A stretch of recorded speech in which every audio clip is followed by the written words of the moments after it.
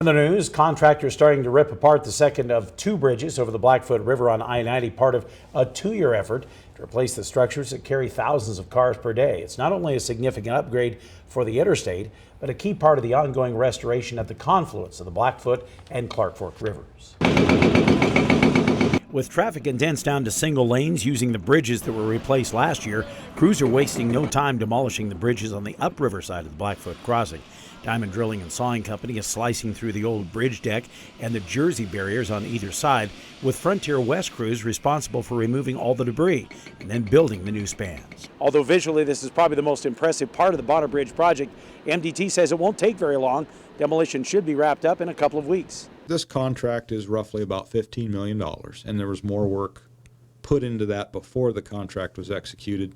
So you kind of get the idea of how much this is to replace interstate era bridges. And keep in mind, these are about 220 feet long each. They're straight bridges.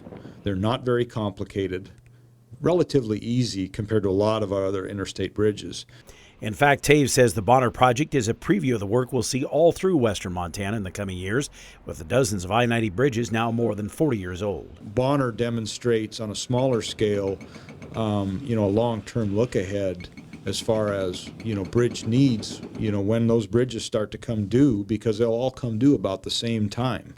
But this project is about more than just replacing the bridges. It's also the latest major work that's part of the re-engineering of the Blackfoot confluence that started with removal of the Milltown Dam just over a decade ago. Most folks will appreciate the new bridges on the interstate, but I think it's what's under the bridges is what folks, what we get the questions on is, hey, when are those piers coming out so we have a more comfortable area of the Blackfoot to float on. Also, another point is the park just opened up down there.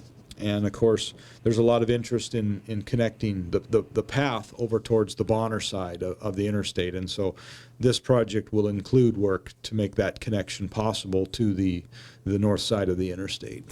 While the work is underway, this stretch of the Blackfoot will remain closed both on the river and on land. MDT had planned to remove the piers this summer, but Taves says the department is evaluating new hydrological data on new currents in the river and will adjust plans to remove the piers based on that review.